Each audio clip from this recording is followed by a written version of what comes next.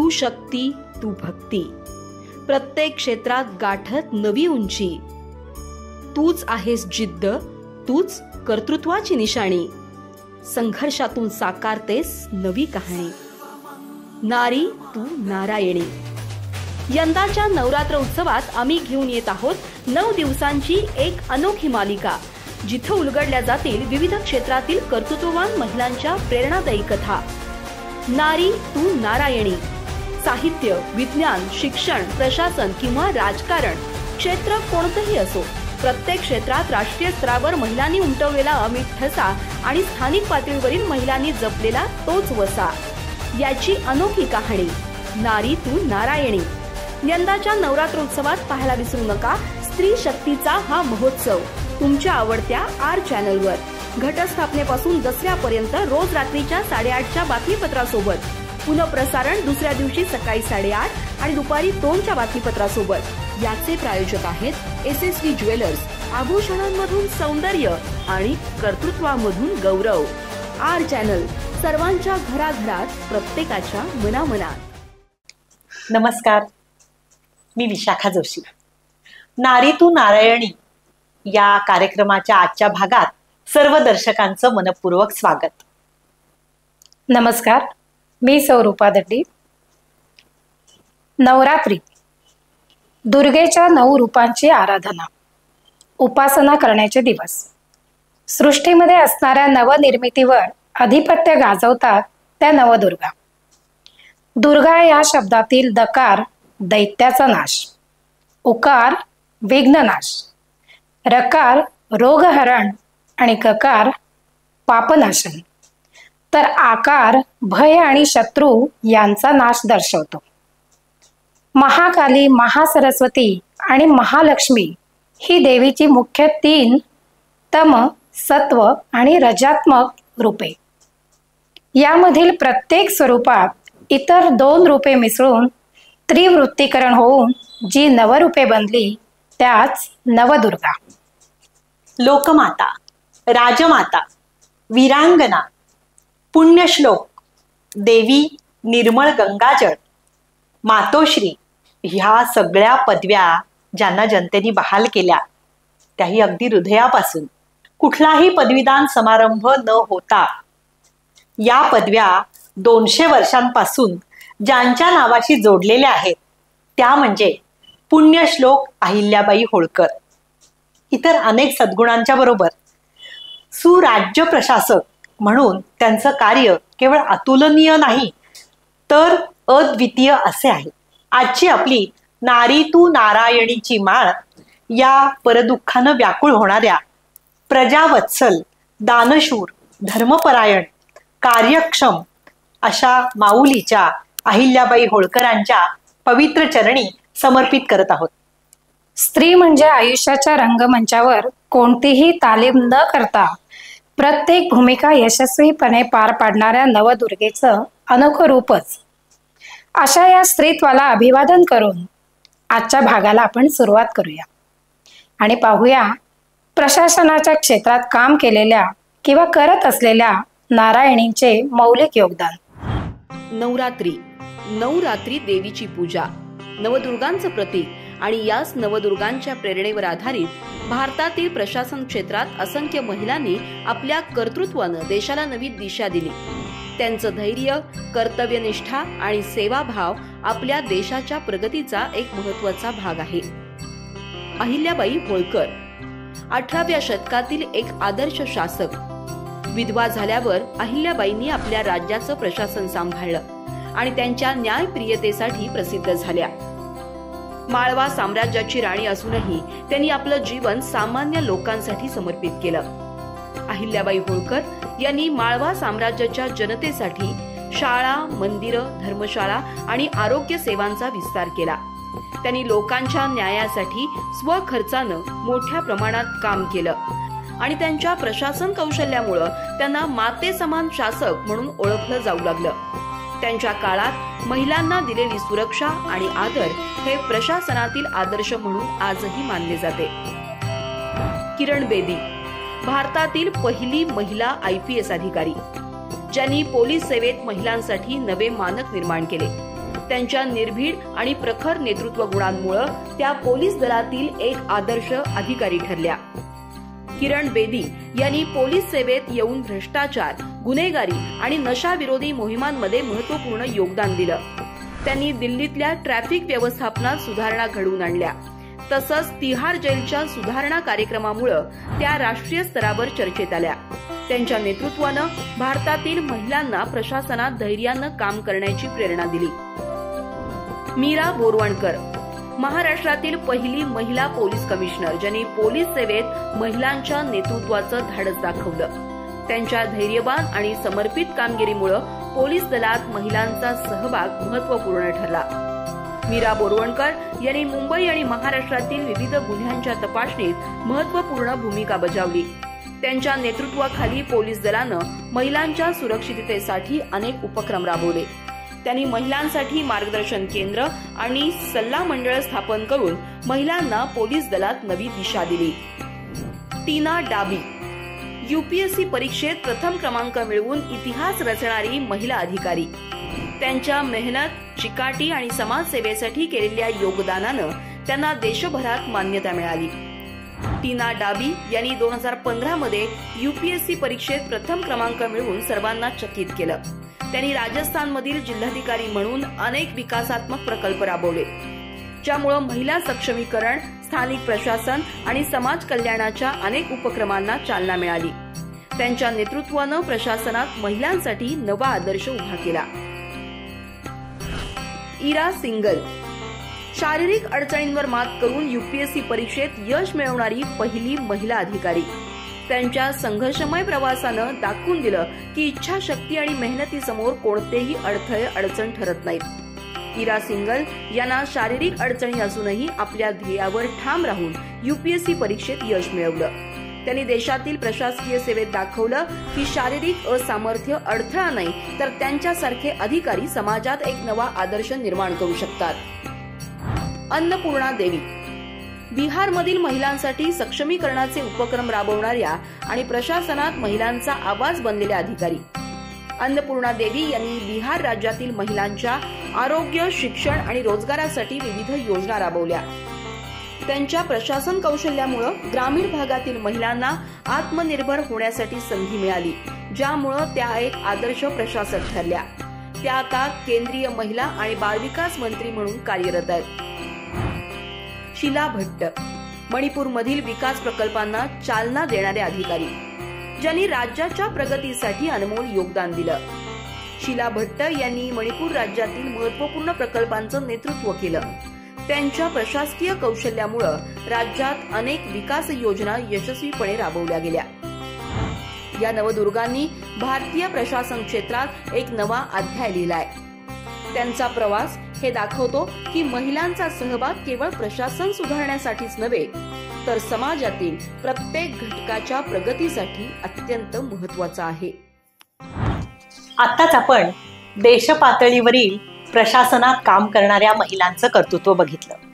आता आपण स्थानिक पातळीवरील काम करणाऱ्या प्रशासनातल्या महिलांचं कार्य बघूया. किचनमध्ये 100च्या वर डब्बे असले तरी कोणत्या डब्यात काय आहे आणि किती साहित्य आहे हे तिला ठाऊक असतं. घाई गडबडीत असली तरी तिला कुकरच्या शिट्ट्या अचूक मोजता येतात.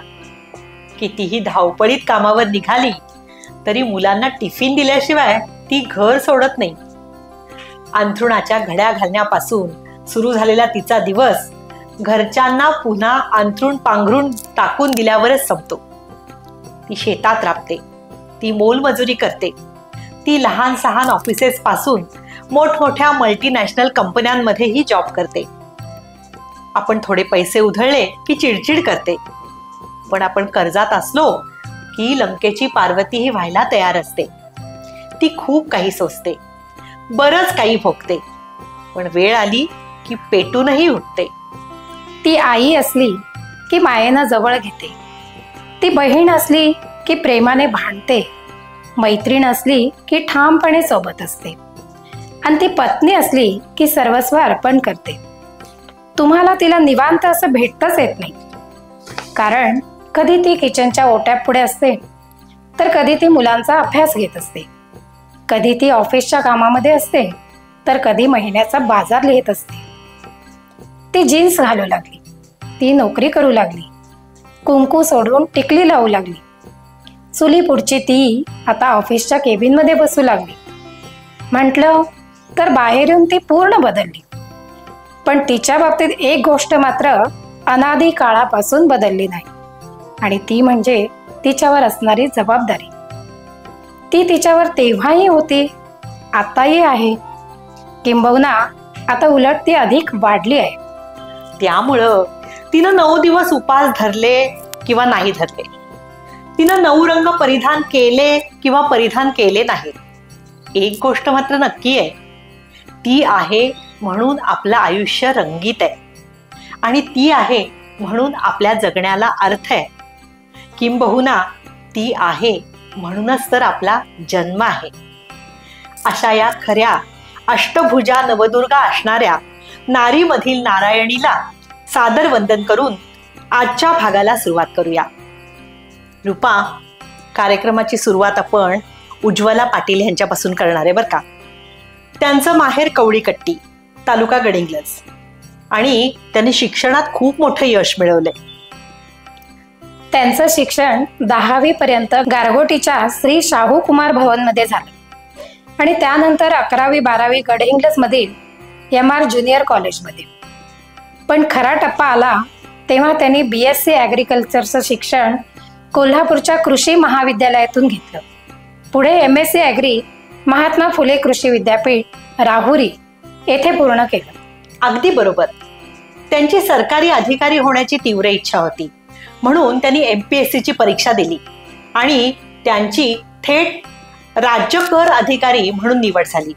सध्या त्या सांगली इथे राज्य कर अधिकारी म्हणून कार्यरत आहे.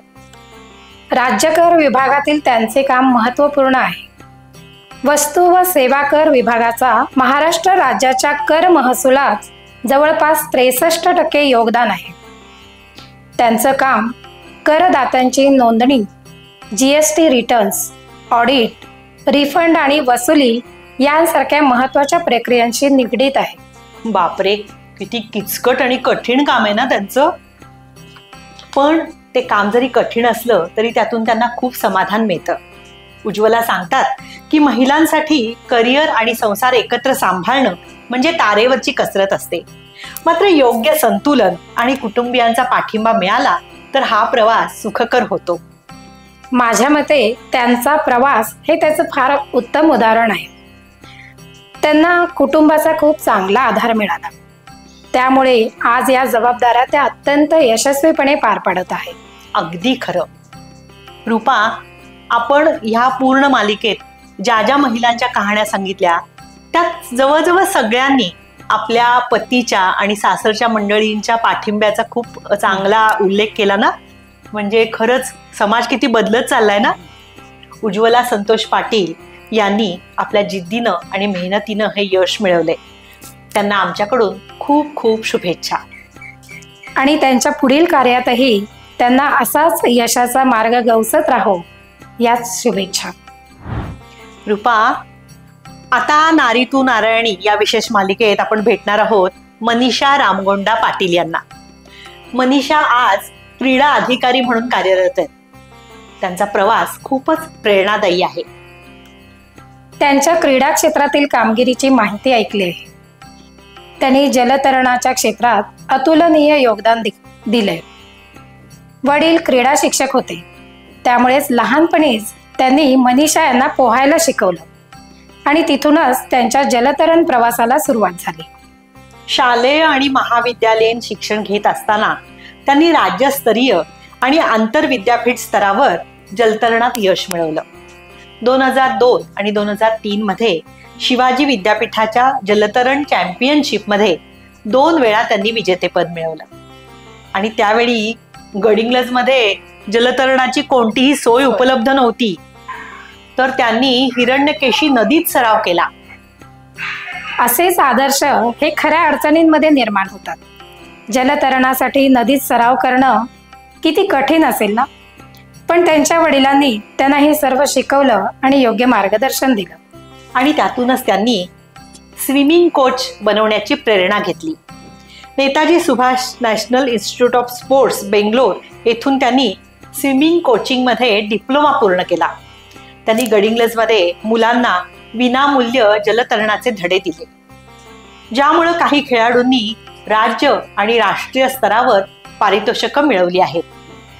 यासोबतच खेलो इंडिया या राष्ट्रीय स्पर्धेत त्यांनी महाराष्ट्र संघाच्या सहाय्यक प्रशिक्षक म्हणूनही महत्त्वाची भूमिका बजावली. एकीकडे करिअर, दुसरीकडे समाजसेवा, त्यांनी हे संतुलन खूप उत्तमरित्या साधलंय. अगदी खरं आहे. त्यांच्या कुटुंबाचाही त्यांना खूप मोठा पाठिंबा आहे बरं का. वडिलांनी प्रवाहाविरुद्ध कसं पोहायचं हे शिकवलं आणि ते त्यांना जीवनाच्या प्रत्येक टप्प्यावर उपयोगी पडलं. पती डॉक्टर बाळगोंड पाटील यांनीही त्यांच्या शिक्षणाला आणि नोकरीला भक्कम पाठिंबा दिला आणि मुलांच्या संगोपनात त्यांना सासूबाईंचा मोठा आधार मिळाला. त्यामुळं त्या दोन्ही आघाड्यांवर यशस्वी झाल्या. हे खरोखरच कौतुकास्पद आहे. त्यांनी त्यांच्या करिअर सोबत घरची जबाबदारीही उत्तम प्रकारे सांभाळली. भविष्यातही त्यांचं उद्दिष्ट ग्रामीण भागातील खेळाडूंना प्रोत्साहित करणे आणि रोजगाराच्या संधी शोधायला मदत करणे हे आहे. अशा महिलांनी खरंच समाजाला नवीन दृष्टिकोन दिलाय. मनीषा यांचा हा संघर्ष आणि कर्तृत्व हा अनेकांसाठी प्रेरणादायी आहे. त्यांच्या क्रीडा क्षेत्रातील योगदानासाठी आणि समाजसेवेसाठी आर चॅनल कडून त्यांना खूप खूप शुभेच्छा. हो, मनीषा यांचा प्रवास खरोखरच स्तुत्य आहे. त्यांना भविष्यातही असाच यशस्वी प्रवास घडो हीच आमची मनापासून शुभेच्छा. रूपा, आपल्या नारी तू नारायणी या विशेष मालिकेत आता आपण बोलणार आहोत समीक्षा प्रकाश पाटील यांच्याबद्दल. समीक्षा यांनी पोलीस खात्यात एक उत्कृष्ट अधिकारी म्हणून स्वतःचं स्थान निर्माण केलं आहे. हे खूपच प्रेरणादायी आहे. त्यांच्या यशाचं श्रेय त्यांच्या जिद्दीत आहे. BCS झाल्यावर त्यांनी कॉम्प्युटर टीचर म्हणून आपल्या करिअरला सुरुवात केली, कारण त्यावेळी घरची परिस्थिती काहीशी कठीण होती. पण त्याच वेळी त्यांनी MPSCची परीक्षा दिली. कोणताही क्लास न लावता केवळ स्वतःच्या मेहनतीनं आणि चिकाटीनं त्यांनी त्या परीक्षेत यश मिळवलं. असं म्हणतात ना, मेहनत हीच यशाची गुरुकिल्ली आहे. पहिल्याच प्रयत्नात परीक्षा पास होऊन त्यांनी 2012 मध्ये पोलीस उपनिरीक्षक पदाचा प्रवास सुरू केला. मग पुढे त्यांनी मुंबई, मिरज, गडिंग्लज आणि सातारा या ठिकाणी काम करून स्वतःला सिद्ध केलं. त्यांना त्यांच्या पोलीस खात्यातील दैदिप्यमान कामगिरीसाठी लाखो रुपयांचे पारितोषिक मिळाले. तसेच 50हून अधिक सर्टिफिकेट्स मिळालेले आहेत. 2019 मध्ये त्यांना पदोन्नती मिळाली आणि त्या सहाय्यक पोलीस निरीक्षक झाल्या. नागपूरमध्ये 5 वर्ष काम केल्यानंतर आज त्या पुणे CID ऑफिसमध्ये निरीक्षक म्हणून कार्यरत आहेत. प्रशासनातील काम नेहमीच आव्हानात्मक असतं. विशेषतः पोलीस खात्यात सतत अलर्ट राहणं, कधी डे ड्युटी तर कधी नाईट ड्युटी. त्यात बंदोबस्ताचं काम असेल तर घराकडे वेळ देणं खूप कठीण होऊन जातं. अगदी बरोबर. समीक्षा यांचं कौतुक म्हणूनच खूप वाटतं. त्यांच्या घरच्यांचा म्हणजे पती आणि सासू सासरे, आई वडील यांचा पाठिंबा मिळाल्यामुळं त्या हे सगळं संतुलित करू शकल्या. त्यांचं म्हणणं असं आहे की कामाच्या ठिकाणी स्त्री असल्यामुळं त्यांना कधीही कोणती अडचण आली नाही. त्यांच्या सहकाऱ्यांनी त्यांना नेहमीच समर्थन दिलं. हे खरंच कौतुकास्पद आहे. समाजात स्त्री पुरुष भेदभाव कमी होत चालला आहे आणि प्रत्येक क्षेत्रात स्त्रिया पुरुषांच्या खांद्याला खांदा लावून काम करत आहेत. पण घराची जबाबदारीही तितकीच महत्वाची आहे. हो, समीक्षा यांना त्याचंही भान आहे. त्या दुर्गा मातेच्या अष्टभुजेसारख्या सगळ्या जबाबदाऱ्या सांभाळतात. सासर, माहेर, नवरा, मुलं, नोकरी, पै पाहुणे, घर आणि स्वतःचं आरोग्य. आणि हे सगळं करताना त्यांच्या कुटुंबाचा आधारही त्यांना मिळालाय आणि म्हणूनच त्या आपल्या कर्तव्यात यशस्वी आहेत. कुटुंबाचा आधार असणं हे किती महत्वाचं असतं ना. अगदी खरंय. आणि त्यांनी या क्षेत्रात येणाऱ्या मुलींना नेहमीच प्रोत्साहित केलंय. त्या म्हणतात, मुलींनी शिकून स्वतःच्या पायावर उभं राहायला हवं आणि आपलं स्वतंत्र अस्तित्व निर्माण करायला हवं. जेव्हा मुलगी स्वतः कर्तृत्ववान असते तेव्हा ती स्वतंत्रपणे जगू शकते आणि समाजात मान मिळवते. नोकरीच्या बदल्यांमुळे कधी कधी कुटुंबांपासून दूर राहावं लागतं. सणासुदीला घरी हजर राहता येत नाही, पण समाजासाठी काम करत असताना हा त्याग सुद्धा छोटा वाटू लागतो. खरंच पोलीस खात्यातल्या महिलांचं काम खरंच खूप अवघड आहे. समीक्षा यांचा हा प्रवास अगदी प्रेरणादायी आहे. त्यांनी दाखवून दिले की महिला कोणत्याही आव्हानाला तोंड देऊ शकतात आणि त्यात यशस्वी होऊ शकतात. त्यांना आमच्या वतीनं मनपूर्वक शुभेच्छा. आणि भविष्यातही त्यांचा प्रवास असाच यशस्वी राहो हीच आमची शुभेच्छा. रूपा, आता आपण रंजना जयसिंग कांबळे यांचा प्रवास जाणून घेणार आहे. शिरसंगी आजरा येथील त्यांच्या माहेरातून मराठीमध्ये MA पर्यंत शिक्षण घेऊन त्यांनी सहकारी खात्यात एक यशस्वी अधिकारी म्हणून स्थान पटकावले. त्यांचा प्रवास खूपच प्रेरणादायी आहे. त्यावेळी त्यांच्या गावात एसटीची सोय नव्हती, त्यामुळे त्यांना रोज 1.5 किलोमीटर चालत जाऊन एसटी पकडून शाळा आणि कॉलेजला जावं लागायचं. पण त्यांच्या आई वडिलांच्या पाठिंब्यामुळे त्यांनी जिद्दीने शिक्षण पूर्ण केलं. त्या काळात समाजाला स्त्री शिक्षण मान्य नव्हतं, परंतु त्यांचे वडील शिक्षक होते, त्यामुळे घरात शिक्षणाची जागरूकता होती. त्यांच्या आई वडिलांनी कधीच हार न मानता त्यांना पुढे शिकवलं. त्यांनी 1996 साली निवड मंडळाची परीक्षा पास केली आणि सहकारी खात्यात त्या क्लार्क म्हणून नोकरीला लागल्या. पण त्यांचं ध्येय फक्त इथपर्यंत मर्यादित नव्हतं. त्यांच्या नातेवाईकांनी त्यांना स्पर्धा परीक्षांसाठी वेळोवेळी प्रोत्साहन दिलं आणि त्यांनी शॉर्ट हँड टायपिंग सोबतच MA पूर्ण केलं. सहकारी खात्यात जेव्हा त्या नोकरीला लागल्या तेव्हा आसपासच्या तालुक्यात या क्षेत्रात एकही महिला नव्हती. त्यामुळे लोक आश्चर्यचकित झाले होते. हो ना, त्यांचं पहिलं पोस्टिंग आजऱ्याला झालं.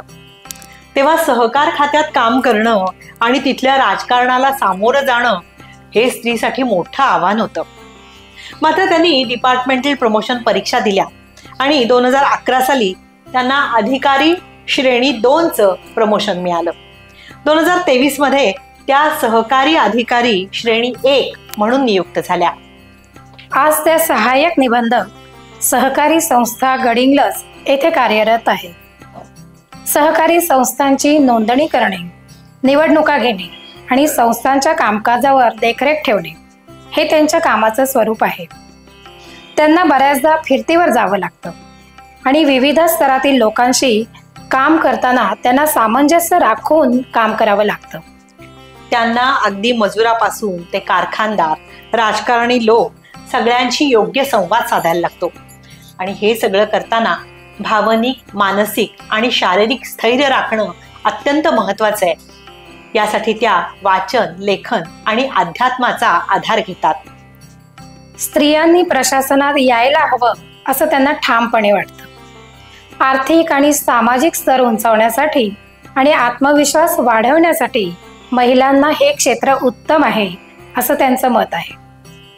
त्यांचं मत आहे की महिलांमध्ये नैसर्गिकरित्या व्यवस्थापन कौशल्य असतं, ज्यामुळे त्या प्रशासनात उत्कृष्ट कामगिरी करू शकतात आणि आपलं सर्वोत्तम योगदान देऊ शकतात.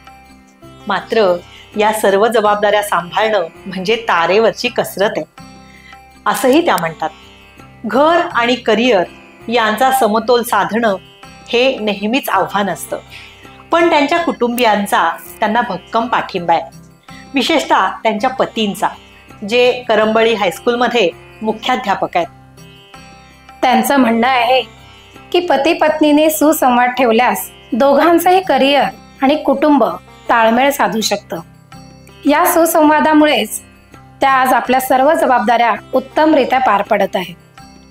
रंजना कांबळे यांचा हा प्रवास खरोखरच प्रेरणादायी आहे. त्यांनी आपल्या मेहनतीनं आणि धैर्यानं मोठं यश मिळवलंय. त्यांना आमच्याकडून खूप खूप शुभेच्छा.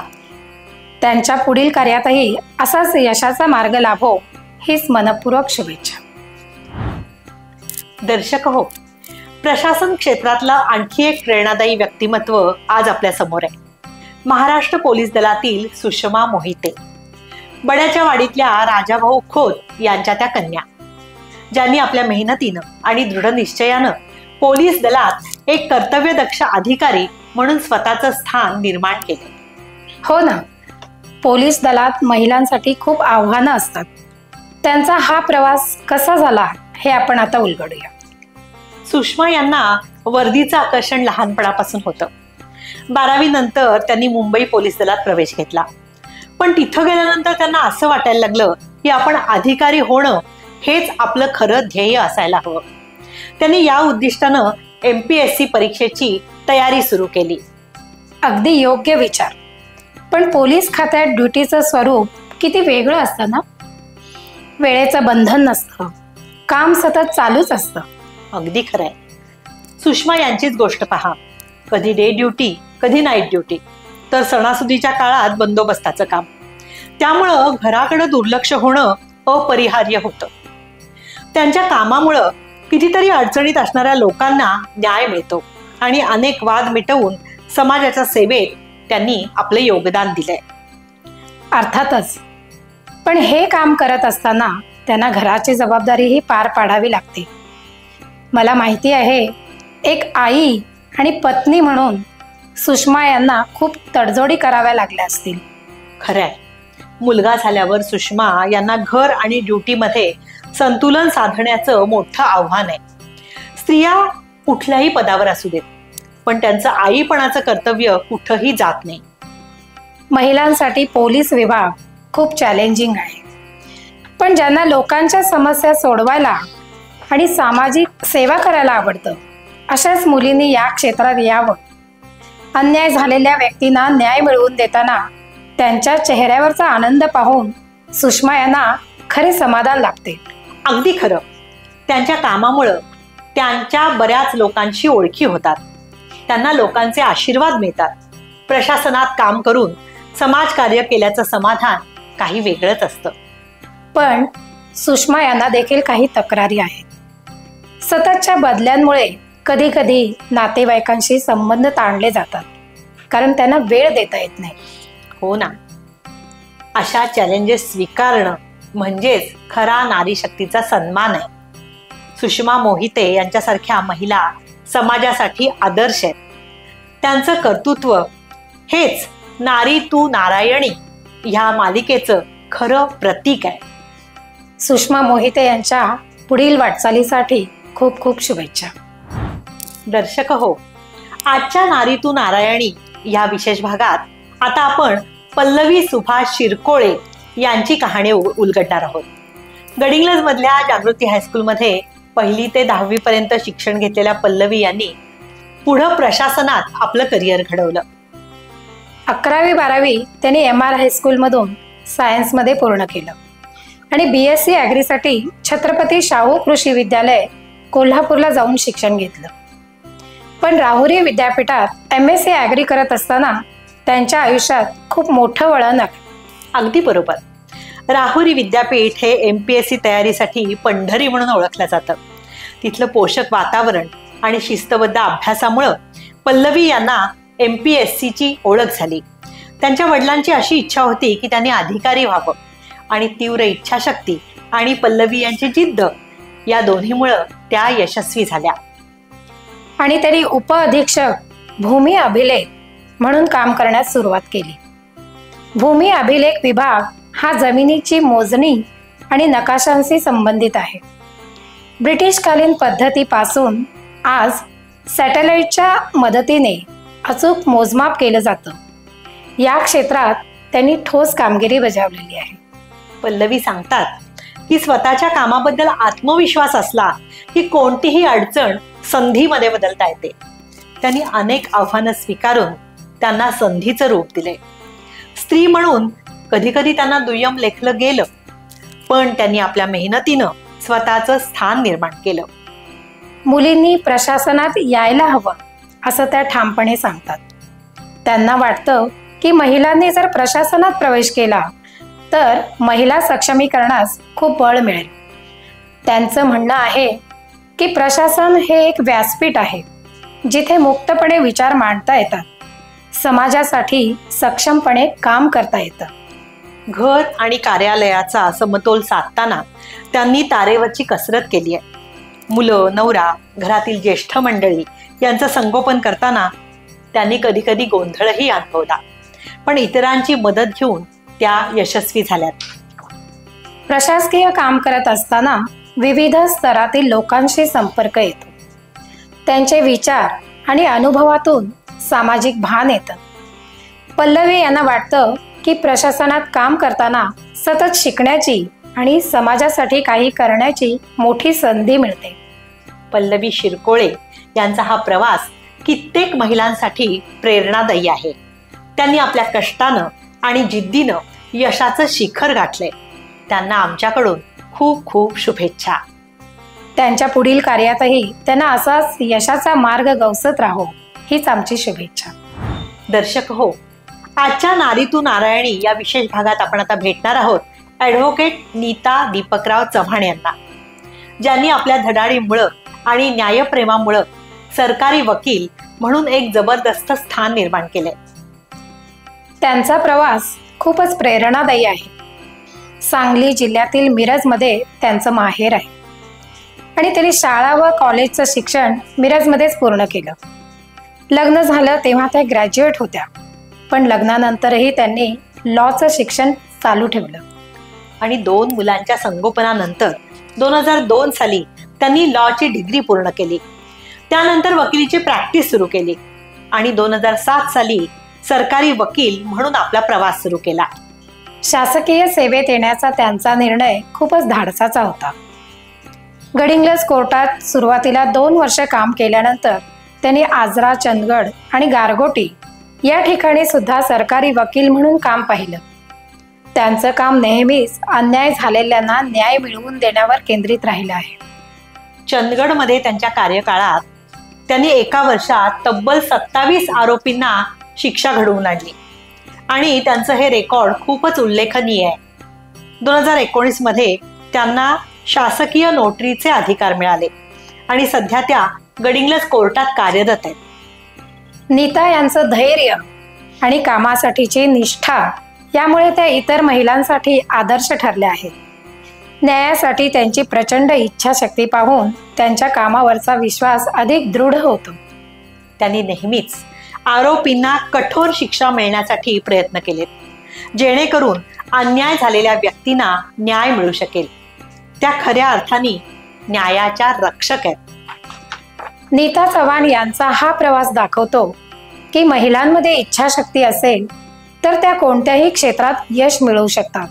त्यांना आमच्या वतीने खूप खूप शुभेच्छा आणि त्यांच्या पुढील कार्यातही त्यांना असंच यश लाभो ह्याच आमच्या मनापासून शुभेच्छा.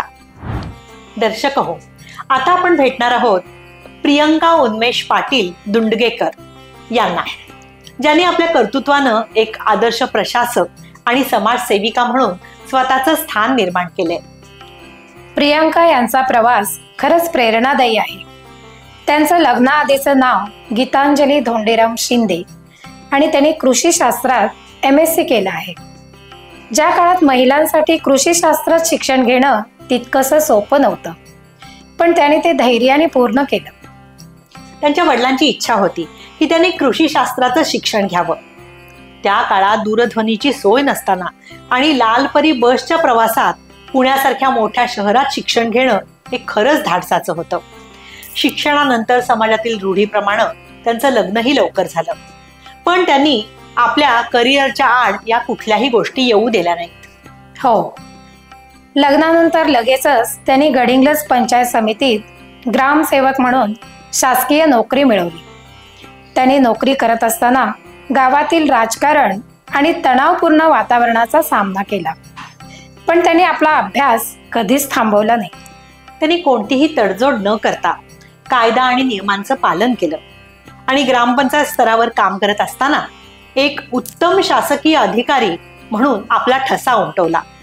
घरातल्या जबाबदाऱ्या सांभाळत रात्री उशिरापर्यंत अभ्यास करत त्यांनी स्पर्धा परीक्षेची तयारी केली. हे खरोखरच प्रेरणादायी आहे आणि त्यांच्या मेहनतीचं फलित म्हणजे 2012 साली महाराष्ट्र लोकसेवा आयोगाच्या परीक्षेत यश मिळवून त्या अधीक्षक या पदावर रुजू झाल्या. सामाजिक न्याय विभागात त्यांनी सांगली जिल्ह्यात काम केलं, जिथं त्यांनी प्रगतिशील विद्यार्थी घडवण्याचं मोठं कार्य केलं. आज त्या गडिंग्लज आणि आजरा इथं कार्यरत आहेत, जिथं त्यांनी अनेक विद्यार्थ्यांच्या जीवनात सकारात्मक बदल घडवलेत. त्यांचं उद्दिष्ट आहे ग्रामीण भागातील विद्यार्थ्यांना उत्तम शैक्षणिक आणि व्यावसायिक संधी उपलब्ध करून देणं. त्यांचं कर्तव्य आणि समाजासाठीचं योगदान खरंच अभिमानास्पद आहे. त्यांना त्यांच्या कुटुंबाचा खूप आधार मिळाला. त्यांचे पती डॉक्टर उन्मेष पाटील यांचा खास पाठिंबा आणि सासू सासऱ्यांचा आधार यामुळेच त्या नोकरीसोबत घराची जबाबदारीही उत्तम प्रकारे सांभाळत आहेत. प्रियांका यांनी कित्येक महिलांना दाखवून दिलंय की विवाह, कुटुंब आणि नोकरी यामध्ये संतुलन साधून मोठं यश मिळवता येऊ शकतं. त्यांनी जीवनात आलेल्या अडचणींवर मात करत आपलं स्वप्न पूर्ण केलं. हो, त्यांनी समाजासाठी विशेषतः मागासवर्गीय विद्यार्थ्यांसाठी केलेलं कार्य खूपच महत्त्वाचं आहे. त्यांचं हे कर्तृत्व आणि धैर्य हे अनेकांसाठी प्रेरणादायी ठरेल. त्यांना आमच्या वतीनं खूप खूप शुभेच्छा. त्यांच्या पुढील कार्यातही त्यांना असंच यश मिळू दे. आणि नारी तू नारायणी या कार्यक्रमाच्या माध्यमातून अशा महिलांची कहाणी उलगडणं खरोखरच सन्मानाची गोष्ट आहे. प्रियांका यांना खूप खूप शुभेच्छा. आत्तापर्यंत आपण इथल्या स्थानिक महिलांच्या कौतुकाचा सोहळा पाहिला, परंतु आपल्या उपविभागात प्रशासनात अनेक कर्तृत्ववान महिलांनी आपली सर्वोत्तम सेवा दिली. या कार्यक्रमाच्या अनुषंगाने त्यांचेही स्मरण करणे नक्कीच संयुक्तिक आहे. यामध्ये प्रांताधिकारी म्हणून नंदिनी आवाडे, सुनंदा गायकवाड, निलिमा धायगुडे, विजया पांगारकर, तसेच गटविकास अधिकारी म्हणून चंचल पाटील, मुख्याधिकारी पदावर सुषमा कोल्हे, याचबरोबर राज्य परिवहन मंडळ ST इथे काम करणाऱ्या सर्व महिला, पोलीस प्रशासनातील महिला, महावितरण, तसेच वकील म्हणूनही अनेक महिला उत्कृष्टपणे काम करत आहेत. या सर्व नारी शक्तींचे खूप खूप कौतुक आणि शुभेच्छा. दर्शक हो, आपण या शृंखला मालिकेच्या शेवटाकडे आता येत आहोत. आतापर्यंतचा आमचा कार्यक्रम आपल्याला कसा वाटला हे आम्हाला नक्की कळवा. आम्ही उत्सुकतेने वाट पाहत आहोत. शुभसंगम दड्डी तथा SST ज्वेलर्सचा या कार्यक्रमासाठी असलेल्या योगदानाचा उल्लेख इथं आवर्जून करायला हवा. समाजापुढे कर्तृत्ववान महिलांचं कार्य घेऊन येणाऱ्या या कार्यक्रमाचं प्रायोजकत्व त्यांनी घेतलंय आणि R चॅनलला मोठं पाठबळ दिलंय. SST ज्वेलर्सचे आम्ही मनापासून आभारी आहोत.